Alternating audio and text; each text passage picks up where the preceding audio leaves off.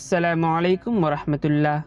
হিফজুস সালাম হুজাই জিলার বিখ্যাত আলিমে দিন মুহাদ্দিসে কবির হজরত মৌলানা নসির উদ্দিন কাসিমি সাহেব পীরবজারি হুজুর, দারুল উলুম বাসকান্দি মাদ্রাসার শেখুল হাদিস হজরত আলহাজ হাফিজ মাওলানা শেখ মুফতি আলমুদ্দিন কাসিমি সাহেব, আলহাজ হাফিজ মাওলানা মুফতি হুসাইন আহমদ হাম্মাদ চৌধুরী কাসিমি সাহেব মুহতমিম আল জামিয়াহ পীরবজার, मशहूर व मारूफ मुबल्लिग इस्लाम हज़रत अलहाज मौलाना महमूद अली कासिमी साहेब, হুজাই জিলার আইম্মায়ে মাসাজিদ রাহবারে দিন উলামায়ে কেৰামৰ দোয়া আশীৰ্বাদ লৈ মই মুৰব্বিয়ানে কেৰামৰ পৰামৰ্শক্ৰমে হিফজুছ সালাম অৰ্থাৎ ফাহাজ এটি নিঃস্বাৰ্থ সংগঠন 2024 চনত স্থাপিত হয়। মাসাজিদ মাকাতিব উলামায়ে কেৰামৰ সমাজত কি অৱদান আছে আৰু উলামা জগতৰ সন্মান বৃদ্ধি, আদাব আখলাক, তাহজিব, তামাদ্দাছন আৰু ইছলামৰ মূল নীতি সংৰক্ষণৰ বাবে